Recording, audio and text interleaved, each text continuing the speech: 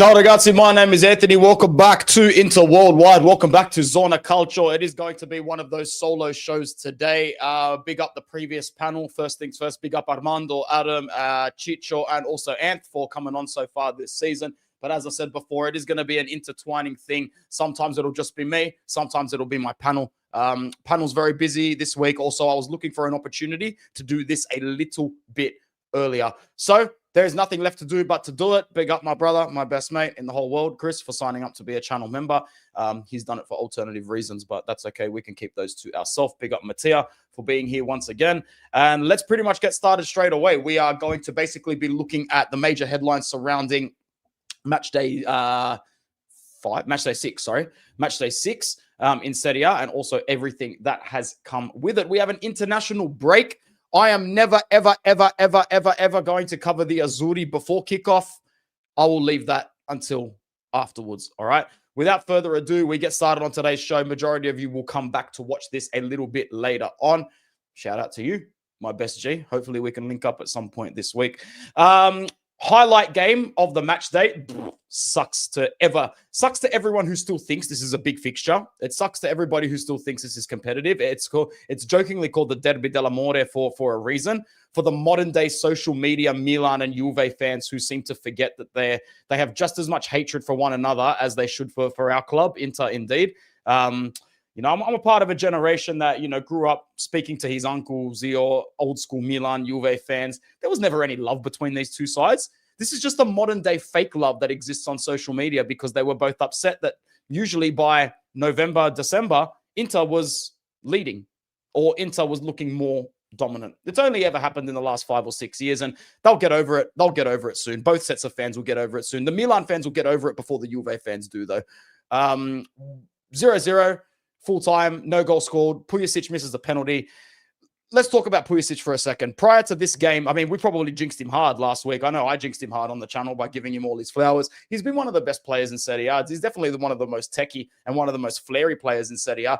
I said last week that there's an argument to be made that Christian Pulisic is the best USA player of all time already. He's the first big asset to come out of the United States. And yes, it's a different era, but unless I'm mistaken, he's the only American to play in a Champions League final. He's the only American to win a Champions League final. I could be wrong on that as well, but he's definitely the most impactful. He actually played a role in the Chelsea 2021 Champions League that they ended up winning. He's got an assist in the semi-final against Real Madrid. Here he is today playing for Milan. He's played for Dortmund, Chelsea, Milan. No other US player has thrived in so many big clubs before. So I want to address what I said about Pulisic last week. It wasn't a reach, you know. Pulisic plays football like a European plays football. Doesn't play like a Yank. He's got an elite first touch, great acceleration, very low center of gravity, and he's very direct when he attacks with the ball. Christian Pulisic is very good. Why the fuck am I sitting here today giving a Milan player who missed a penalty his flowers? Because he is that good. He's a bloody good player. I am saying this for another reason as well. He shouldn't be taking penalties. He's shown before that he's not a great penalty taker. So Captain America needs to stop taking penalties, or else he's going to be in the same bracket as bloody Landon Donovan, Clint Dempsey, and Brian McBride. How do I know so much about USA useless players? But moving on to Juve, shit stacked on more shit. I mean, that back line is still the worst back line I've ever seen at Juve. You know, watching Kalulu and Gatti in the starting lineup together is never going to be enough for this Juve side. I do feel as though they are now flirting with the same sort of disaster zone as they were under Thiago Motta. It's easy to say things like Igor Tudor is still getting a hang of things. It's still early days, but it's not. I heard Ale on the Bianconeri zone say already he's coached something like 21 games already for the club. He's been there since April this year. He was there a very good amount of time before last season ended, like a decent amount of time, a month to a month and a half or something like that. He's had a whole off season, a whole preseason. And now it's just looking like it's Grinta and Inshallah.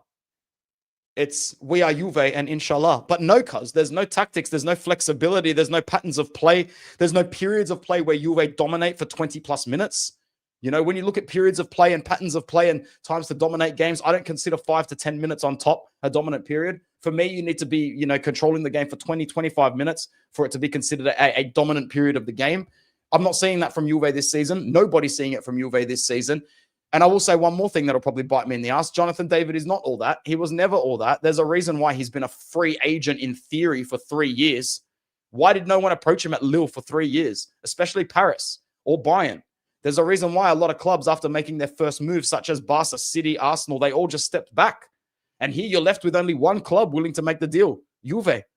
You're replacing Vlahovic with David, one problem with another, one inconsistent finisher with another, one attitude problem with another. Look at the guy's face, bro. The guy has an attitude problem. You can tell his misses this season have been unforgivable so far. But I don't want to focus on that too much because I'll end up eating my words. I don't want to come across as completely biased. At the end of the day, they're only, 2 points off the top, 3 points off the top, something like that. They're level on points with Inter now. But they've got 3 draws. Inter hasn't drawn a game yet. So hasn't Napoli or Roma. So Juve are the one out of the big 5 teams at the moment, sitting on the ladder saying that, we've lost 3 games. You've lost 3. Napoli has lost 1. Roma has lost 1. Milan has lost 1. Inter has lost 2. You've drawn 3. Drawn 3. What am I saying? Lost? You've drawn 3. Yes, they're still undefeated. That's what it was getting at in my head. That's why the parallels are there. Didn't they do this with Thiago Motta last season? Weren't they unbeaten in Serie A up until like October or something like that? But they were 4th on the ladder. At the end of the day, you are Juve. A draw is a loss. When you draw a game, you've lost the game. You've lost 2 points. You've lost 2 points every time you don't win. Kind of off topic, but I hate how Adidas makes the fire kits for Juve. Well, Nike, bro, any Nike kits are shit. Nike kits have been rubbish for a long time. Another reason why I go down the replica route. And that being said, we can take our first break in the show. Channel members, something exciting for you guys. I released a short on the video on the channel this morning. I'm just going to play it in the background. So for any channel members, watch closely, comment below for your chance to win. Ciao ragazzi, my name is Anthony. Welcome back to Inter Worldwide. It's time again to do a members giveaway, rewarding you guys for your loyalty. Thank you so much. There is nothing more raw and authentic than me coming outside and hanging these items on my clothesline and giving them away to you lot. All right, so thank you very much to those who have subscribed, and even more big thanks to those who have become channel members. This is another members giveaway, so how exactly can you win or win any of these items? Simply become a channel member and comment on this video, whether it's on YouTube, Instagram, or Twitter. Comment saying who you are, so that when I draw it, you can take your pick of any of these fine items. What is on offer this time around? Well, if you are drawing out the winner, you can take your pick of any of the Interworldwide shirts. We have it right here in black and white in a large. We have it all in a blue with the white. I think that's actually in a, yep, that's in a large as well. Very nice, actually. I really want to keep that one, to be honest. All of them have the second star Scudetto badge on the side as well. This one here, the more traditional one with the traditional Interworldwide colors, is a medium. So if you're looking for something a little bit smaller. Alternatively, if you like, we are giving away a home kit for this season as well. This one is in a large, and it was from GA Kits, meaning it's probably going to fit, you know, if you're if you usually get yourself a small or a medium, this could still be a good size for you. Might be a little bit tight otherwise, but that's in a Chinese large. Or if you're looking for a gift to give your mother, your girlfriend, your wife, your daughter, your sister, we've got this beautiful Italia women's kit in a large as well to give away. Would fit a small men's as well, but because it's an actual tailor-made women's kit, you can see the cut in the sleeve is shorter to hug at the armpit, the way our Bellas like to wear theirs. So, comment on this video, comment on any live stream where you see this, and make sure you let me know that you have entered the competition so I can draw this around about in a week's time. My name is Anthony. Ciao.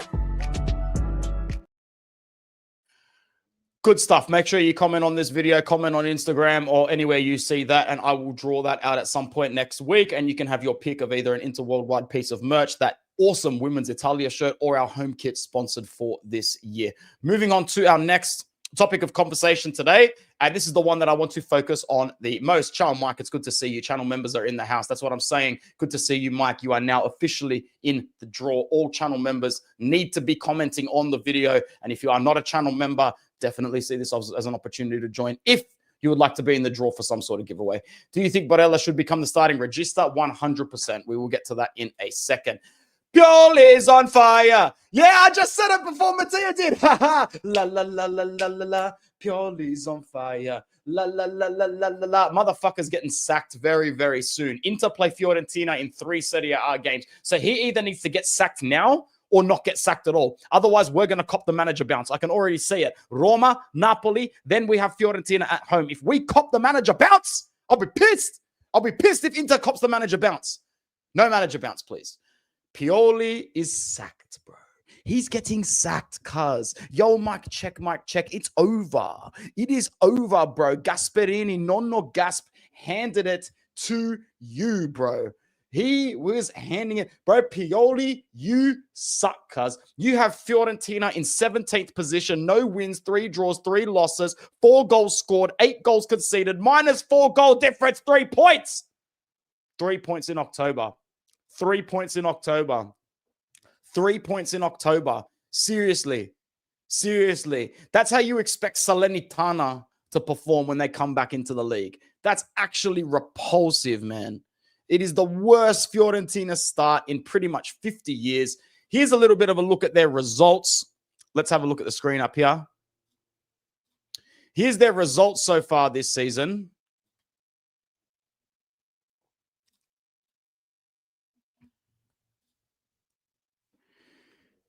They started the campaign with a 1-1 draw away to Cagliari, then a 0-0 draw to Torino. They got whacked by Napoli at home. They got served by Como at home. They drew away to Pisa, and they've lost at home to Roma. They've got Milan at the San Siro, then Bologna at home, then Inter. Fiorentina are toast, bro. Pioli has got them done. Pioli has got them done. It's over for Pioli. And I know that the manager bounce is going to hit us, bro. I know it's going to hit us, Mattia. I'm telling you, against Inter, it will happen. Fiorentina's next league's fixtures mean he's getting the sack 100. Unless he's getting 9 points out of 9, which he won't, he's going to end up on 3 or 4 points or less. Or less. He's not winning, bro. He's not beating Milan. He might beat Bologna, but he's not beating Milan. And he's definitely not. He's not beating us unless there's a new manager bounce.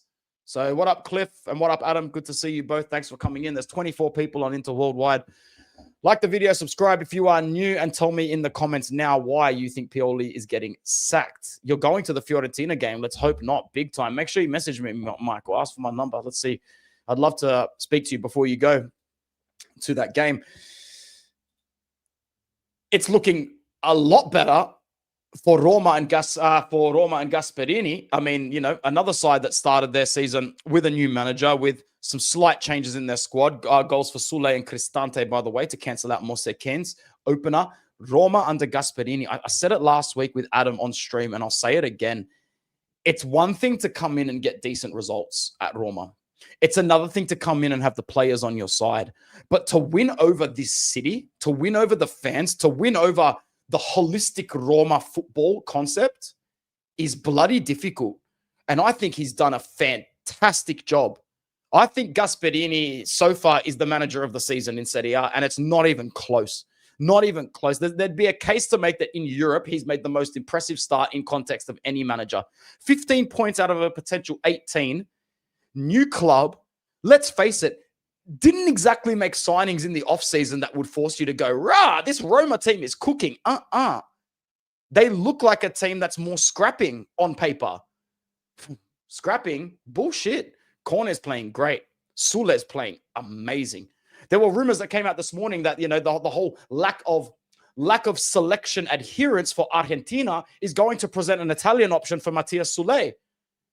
And if that is the right possibility, I say I welcome him with open arms. I welcome him with open arms to play for the national team, to play for the Italian national team. I don't actually think Sule comes from Italian parents. I do think that it's purely Argentina, but he holds Italian citizenship. I could be wrong, though. I could be wrong. I know he's an Independiente fan in Argentina. He didn't play for them, though. He didn't play for them because he started his youth career in Italy with the Juve Next Gen. But yeah, his loan to Frosinone was always considered decent, and now he's here doing what he needs to do for Gasperini. Gasperini and Roma have got themselves top of the league in October. And yes, it's only October. Yes, there's only been 6 match days, but I'll repeat that. Gasperini has Roma top of the league in October. He has won over the city. He has won over the fans. Big up to Piero. He's doing it. He's doing his thing. Let's talk about Inter for a second. Yeah, it will be tough against them and Nipples back to back. Inter had what I called the best Inter performance I've ever seen almost in my life. Like, I'm actually saying that there were no games under Inzaghi where from the first second until the 94th minute, we were on top. We were on top for 94 minutes, apart from a 15-second interval where Andy Juve decided to give the ball away in midfield. Like I said before, I have never seen a game where Inter basically played the other team off the park like that before. I know under Inzaghi, we had games where we smacked teams. Lazio, blah, blah, blah, blah, blah, blah. But there was never any game where we were on top for 94 minutes straight. There was always 3-minute intervals, 4-minute intervals. There were always patches of play where we decided to take a rest and absorb some pressure. There was none of that. Zero. I was waiting for it. I was waiting for periods of attack. I was waiting for periods, for proximities of Cremonese attacks, of peppering. It never started. It never started. If Joyce doesn't give that ball away in midfield, Inter would have had a 99.999999 recurring decimal. Perfect game. Boni, 3 assists and a goal. Perfect. 9.5 out of 10 performance. Barella in the defensive mid role. Primo.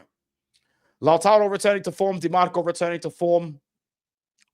Akanji, the upgrade on Pavard we didn't know that we even needed. Bastoni, awesome. We did well. Inter played well. Cremonese, on the other hand, tried to bring Jamie Vardy into the game. Didn't work. I know we gave him a little bit of a rap last week, but they will still be in a relegation battle. It's Cremonese at the end of the day.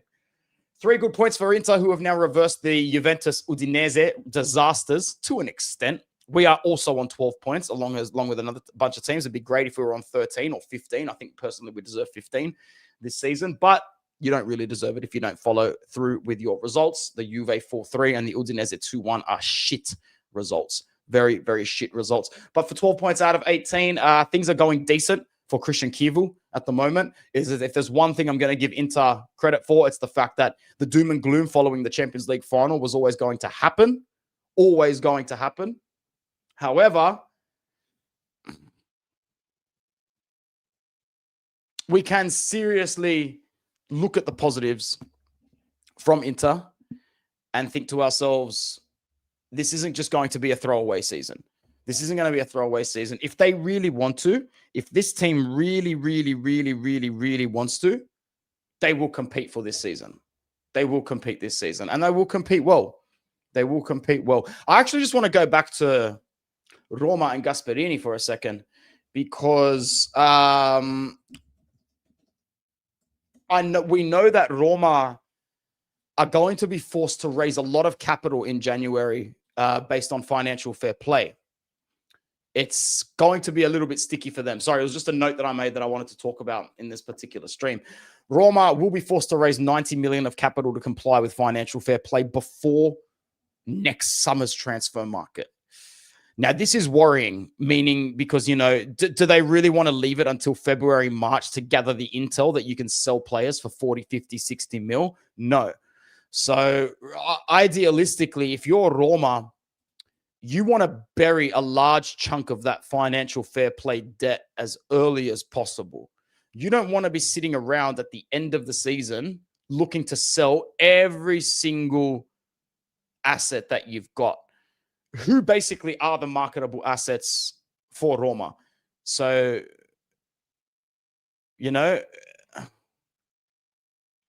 it's the same shit, different day with Roma. Even Ranieri said it last season with them that they'll need to stick to the books. They'll need to stick to the books, and there will be sacrifices. Ranieri is the sort of manager that will come out and say that confidently because he knows that he is a caretaker majority of the time. He knows that he is he knows that he's got the voice in that city to say things the way it is. So with the way that they're operating, in January, they won't make signings. They won't make signings. So forget Roma making a challenge for the league, primarily based on the fact that they're not going to make signings in January. They will need to sell players in January. Whether it's Kone, I don't know. Whether it's Dybala, I don't know. Maybe getting a couple of their players with really big salaries off the books is the way to go for them. I don't know if that actually contributes. I don't know if that contributes. I don't know if dumping big salaries helps achieve the quota, because Dybala on his own could probably account for 15 million euros of that salary. And if that's just one player and a salary accounting for it, you might as well sell Dybala for 10 million in January. 10 million in January, save the 12. Let's actually have a look at his wage. I'll look it up right now. Dybala annual wage, Roma. It's a bit of a Roma episode today. So shame Adam's not here. Yeah, 13 million euros. Maybe it's a situation of you sell Dybala for 10 million in January. There's 23 million of your 90 million gone on one of your aging players. That's a lot. That's a high percentage. A high percentage. I don't think they'll need to raise 90. I think it'll be closer to about 60, 65. And yeah, with his current form, Sule will replace Dybala.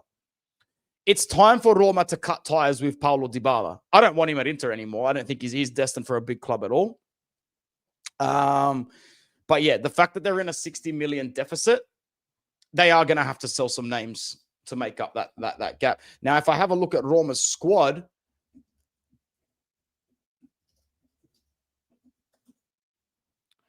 if we look at their market value analysis and the player analysis for this Roma side,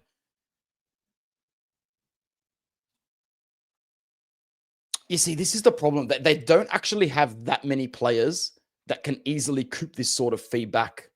Do you know what I mean? Like, unless you're going to sell Cornet, who's valued at about 40 to 45, you're out of the dumping game here, Roma, because you're going to have to sell Sule, and I bet they don't want to sell Sule. They do not want to sell Sule, and you're definitely not going to sell Miles Villa. That's for sure. So their best bet is to sell Dojbic.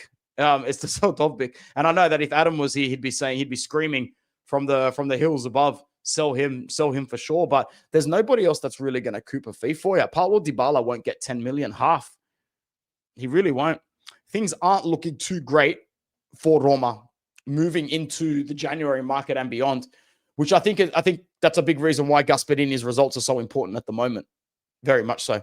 I wish we have gotten Dybala and kept Dzeko instead of going in on Lukaku. Yeah, that's probably one of the worst things that Inter ever did. One of the worst things that Inter ever did in their life.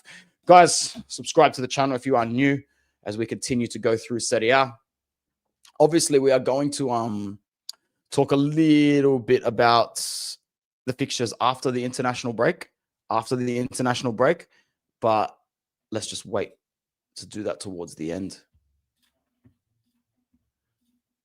And I think that's all we can talk about now for Roma. But I do want to focus a little bit more on Fiorentina. I know I jumped ahead to Inter for a second, but Fiorentina and Pioli are struggling more than any other team in the league. And it's a really, really bad start that puts his job pretty much at risk. So if you ask any Fiorentina, if you ask any Viola fan at the start of the season, they probably would tell you that their goal is to finish in the European spots. They've bombed. How many finals in the last couple of years has Fiorentina bombed? Fiorentina European finals. Was it 2? I feel like in the Europa League, no. In the Conference League. Did they not reach the final at some point recently? Yeah, 23-24. They reached the final and lost to Olympiacos. And in 22-23, they lost the final to West Ham. That is shit. That is absolutely shit. I remember they made the semifinals of the Europa League like way back when I was in high school. And I think they went out to Rangers or Celtic, something like that. Can't even remember the last time that they were in the Champions League. It would have been when I was around about in high school. It would have been around about the high school time. But yeah, long story short, some comments here on Pioli and his future. It's not good. Hey, big up the Mo Raid. What's up? What's up to the Mo fans? That was a really enjoyable show. I don't speak much on the Premier League panels. I know I prefer to just listen and absorb advice. But you're right here. You're right here in my stomping ground, in my home of Serie A. So to anybody that's joined from the Mo stream, big up. If you are interested in some Serie A and more specifically into content, feel free to follow and subscribe to the channel. Thank you very much. My opinion of when Pioli gets sacked by Fiorentina, if it's not done during international break, they are going to draw or lose against his former Milan side, and he will be sacked then, just in time for a managerial bounce against Inter. Going back to us for a second, I would like to ask any Inter fans watching, what's your goal in the Fratesi minutes? I think that Fratesi will be played into form a little bit more than we think this season. It's just a matter of patience, but I can completely understand why the patience would be running out from the player and his entourage. Now, we know that last season we heard straight from the entourage that, you know, he wanted to leave. Remember, I did that little short video basically saying that his agent was a fucking dirty bum, like an actual shit bum. Actually, you know what? I'm going to find the video because I know I put it up there eventually.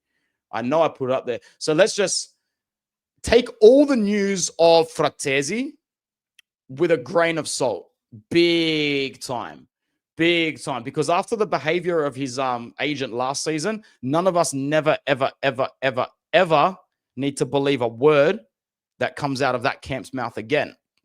What was his name again? His name was something stupid. He's absolute bum, bro. Absolute bum. I won't be okay until I look at it. Did he actually renew? Did he renew?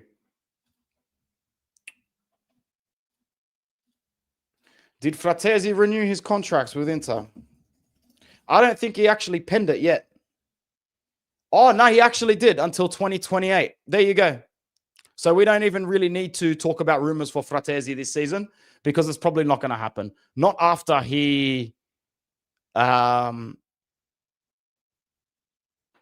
after the behavior of his agent last season. I'm trying to find it. I know I had it somewhere.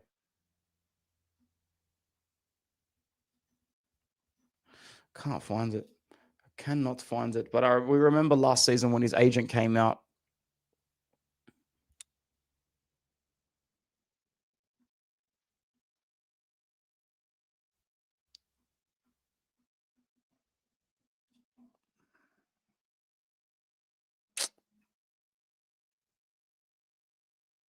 No, can't find it, guys.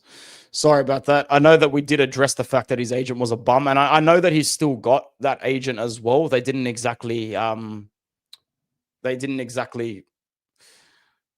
change. But here we go. Found it. Beppe Rizzo, you absolute piece of shit.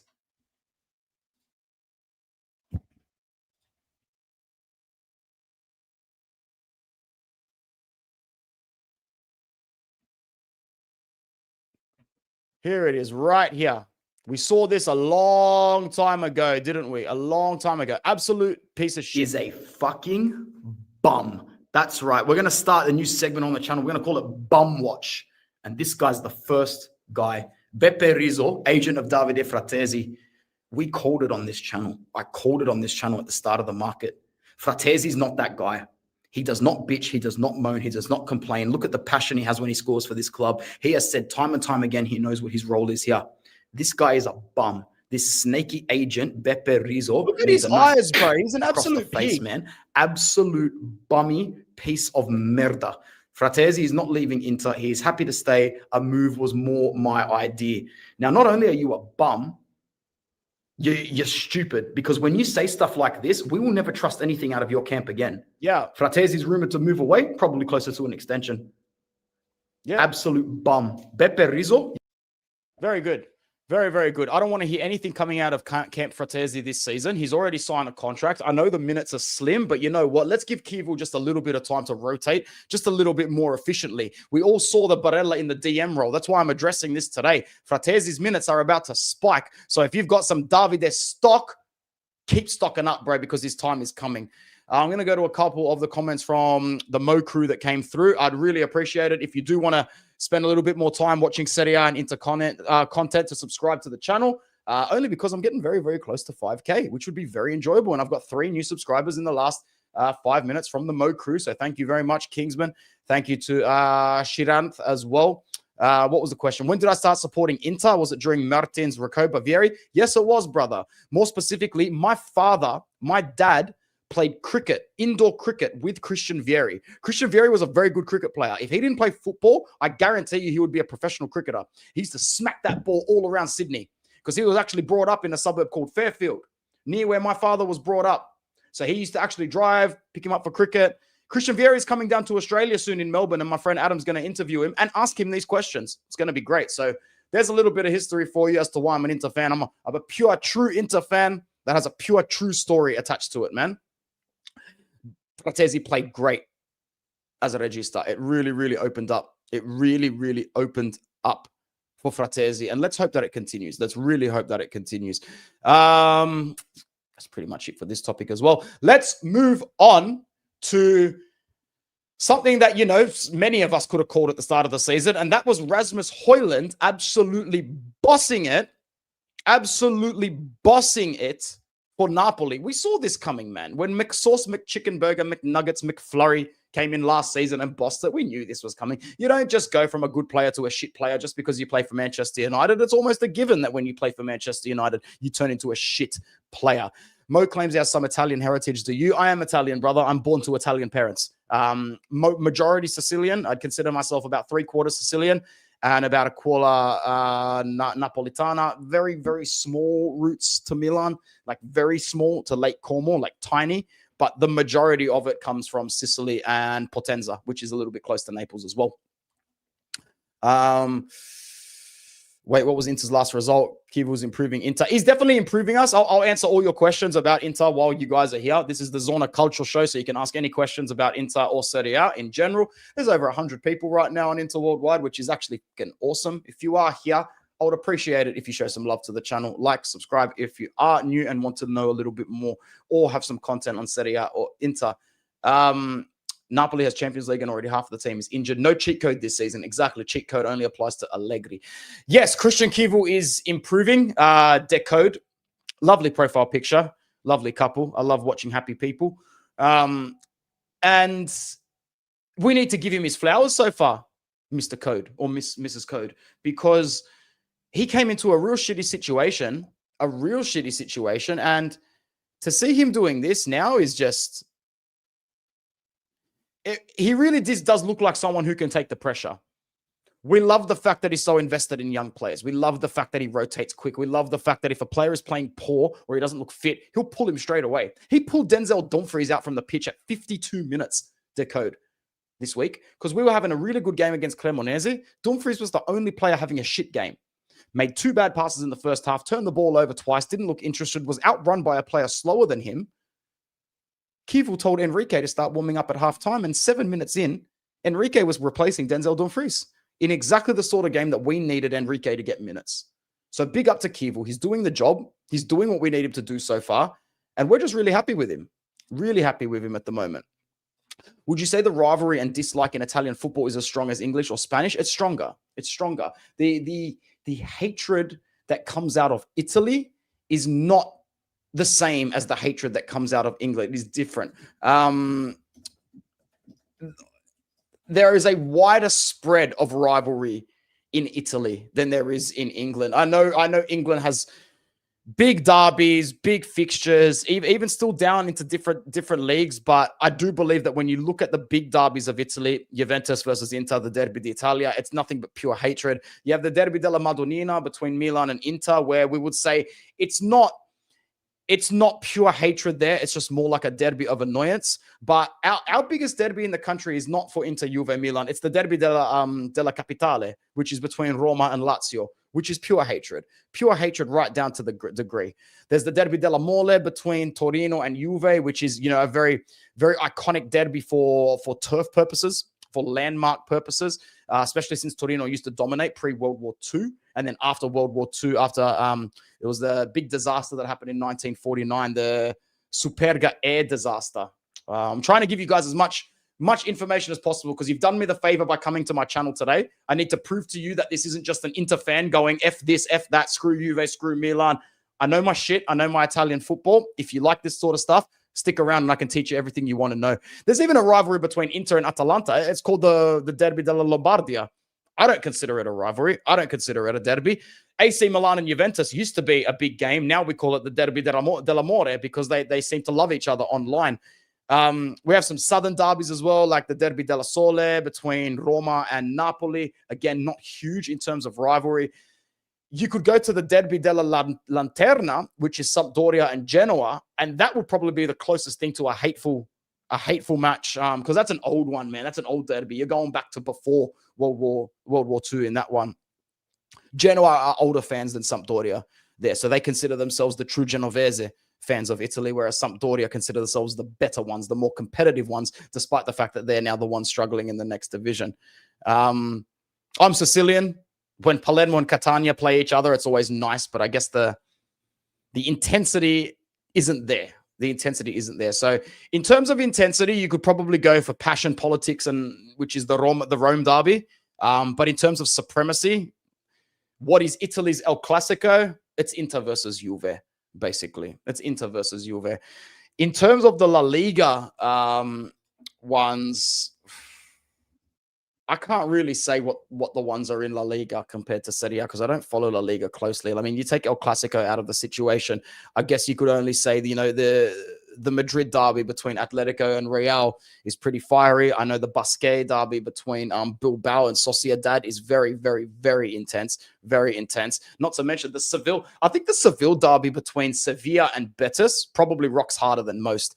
There's a Valencian derby between Villarreal and Valencia. It's more of a modern-born rivalry, though. You can't really go back historically to see these two teams hate each other.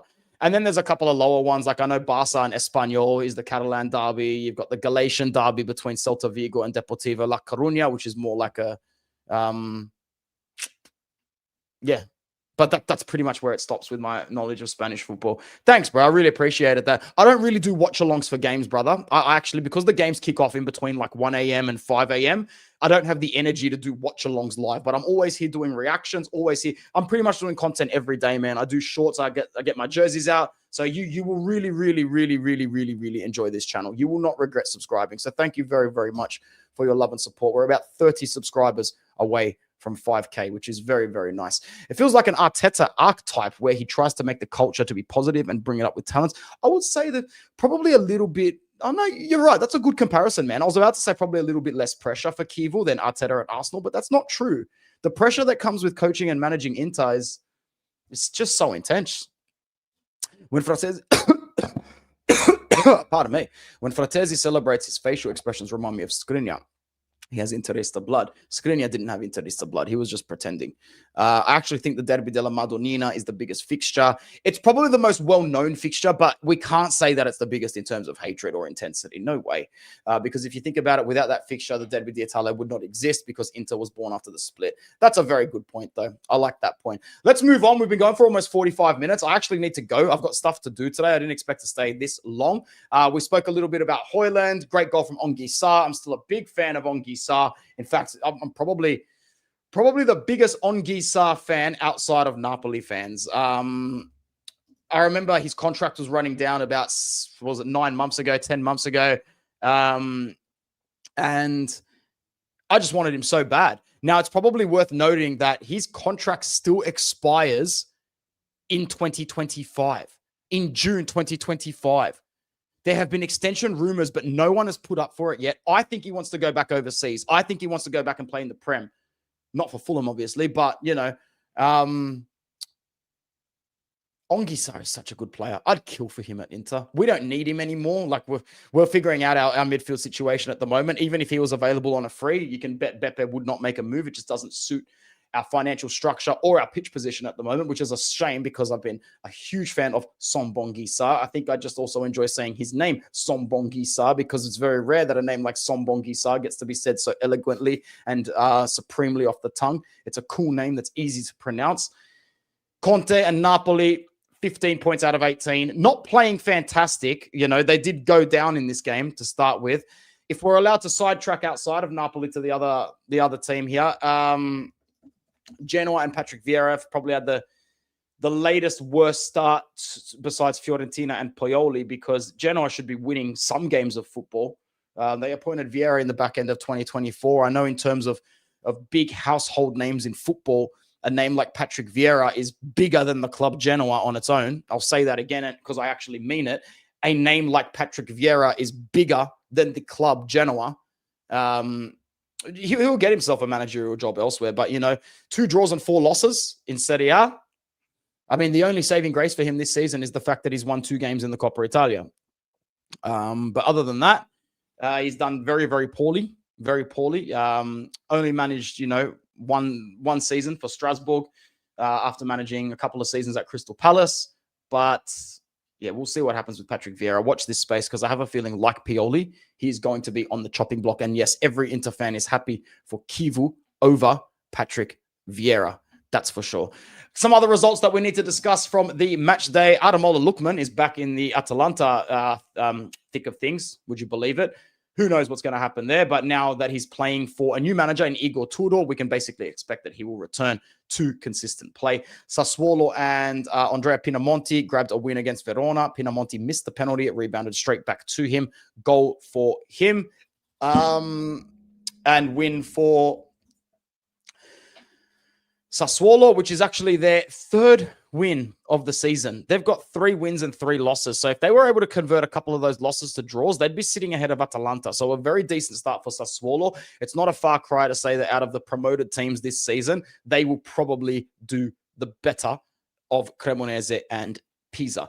Verona, on the other hand, are doing piss poor. They are one of 4 sides in Serie A to not have won a game yet. They have drawn 3 and lost 3. They have a -7 goal difference and are looking pretty goddamn shit. I have said for the last couple of seasons that they have deserved to be relegated. I would love to see Verona relegated this season. My pre-list for relegation this season was Pisa, Cremonese, and Lecce or Verona. I could not decide between Lecce or Verona. It just had to be one of those sides going down. I always try and pick one promoted side to stay up. Atalanta 1, Como 1. Doodle, you did get that one right. Again, it's Atalanta is just going through the motions of a team that is going through a new manager. Yeah. It's going to be tough for them this season. It's going to be tough for them this season. Really, really tough. I mean, when you go to Juric, did I say Juric before? Did I accidentally say Igor Tudor when I was talking about Atalanta? Did I accidentally say Tudor? Because what I meant was Ivan Juric.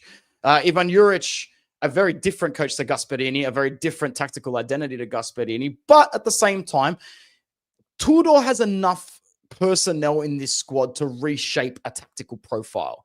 It's going to be the same way. It's going to be like this all season. They'll flirt in between 6th and 9th or 6th and 10th position until they develop a profile under Juric that looks like a better version of his time at Torino.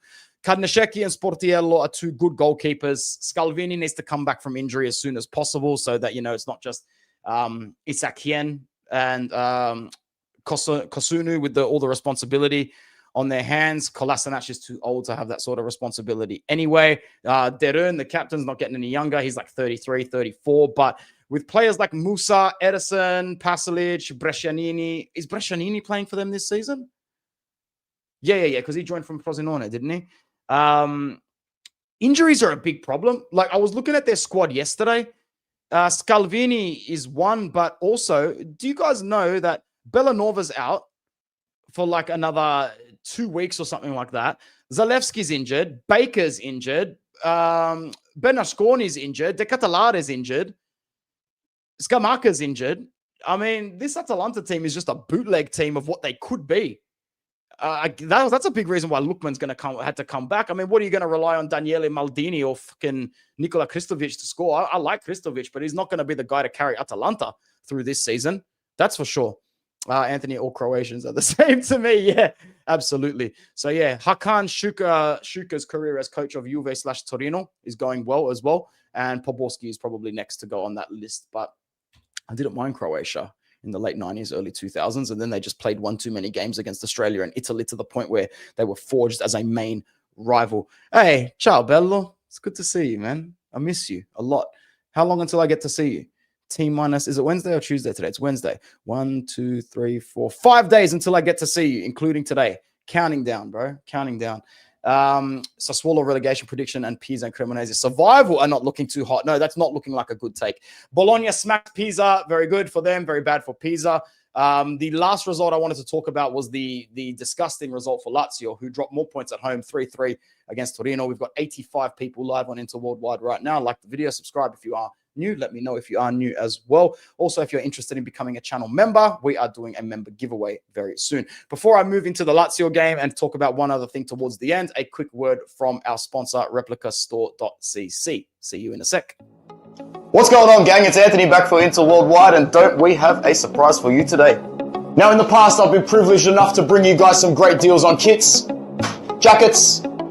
It is an absolute pleasure to be able to unbox my first pair of sneakers. Replicastore.cc. They've sent me this lovely package here. Now, I only wear Asics for anybody that knows, but you can get anything on here from Nike to Adidas. So for this particular video, we're testing for a few things. First of all, genuine look. Does it look like an authentic product? But second and most importantly, how does it feel?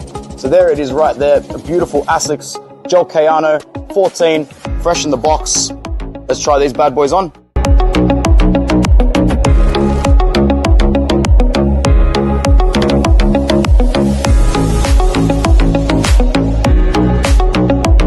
Positivity from me. They feel absolutely fantastic, feel genuine, feel just as comfortable as a regular pair of Asics Kayanos. Oh man, I'm gonna have to check these guys out a lot more.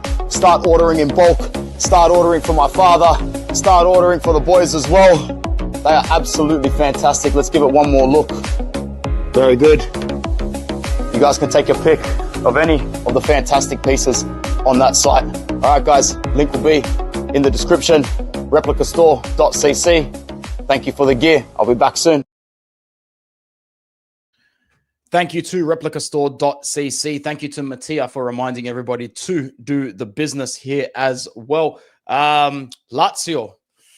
I mean, Torino is shit this season, so Lazio really should have given it something better, but they're in a bad situation. They've been in this bad situation since there was a standoff between Sarri and the club over the transfer situation because, a lack of financial clarity was given to Sarri before he signed to the club. He signs for the club, and then all these expectations of limitations in the market. Basically, the club is banned from buying or selling players until January. So Sarri was basically probably told that I reckon he wanted to leave. I reckon Lotito broke the news to him. Claudio Lotito broke the news to him, and he said, all right, fuck you, I'm out. Like legit. He said, vaffanculo, I am out of this bitch. I cannot believe Maurizio Sarri stayed at this club I cannot believe it, bro. He's not that sort of manager, which leads me to believe Lotito, who runs his own ship, who's, let's face it, apart from De Laurentiis, Lotito's got the best stranglehold over the finances and over the club. It just so happens that he's a selfish bastard and won't do anything to help himself or the club. How many seasons does Lazio go without a shirt sponsor, for God's sake? All because of his ego. Now, he's been a vocal opponent of the liquidity index. Basically, the liquidity index means like the money that you can sort of generate and what you sell for. There's a mid-ground between that signifies the financial health of the club in Italy. Now, with very low cash flow and very low, the value of Lazio's squad is not super duper high. So the idea of selling for profit was never really a thing.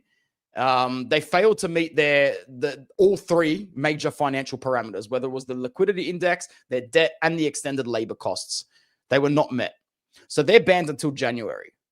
Maybe some of you are thinking what I'm thinking, and maybe Lotito has 50, 60 mil to drop in January. Now, Sarri also got into disputes at ADL with Napoli, with Abramovich at Chelsea, and with Agnelli at Juve, and ended up leaving all of them.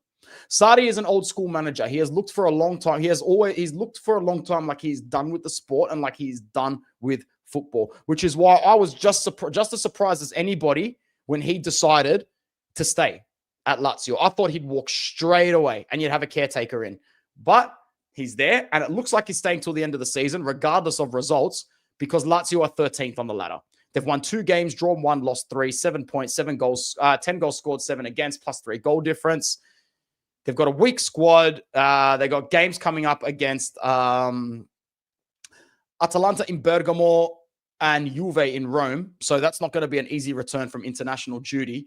Their best player is still probably Zaccagni. And yeah, there is no amount of football that you can be bailed out by Pedro at this age or Castellanos at this age. You really can't. I don't think their squad is awful, but I've looked at it at the start of the season and thought to myself, nah, Rovella's not it. Tavares is not it. Not on their own. Not on their own. There needs to be more catalysts in this squad. There needs to be players that can change games.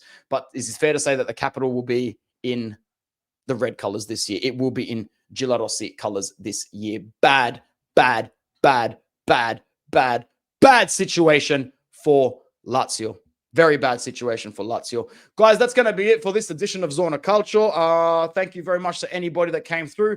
Thank you to those from the Judge Mo stream. It was great to be back on there, doing more listening than speaking, but I always like to link up with Premier League pundits as well in any of the spaces. Thank you to any of you that came through from the Judge Mo stream and subscribed. I will see you guys on the next one. Always comment and let me know that you are here.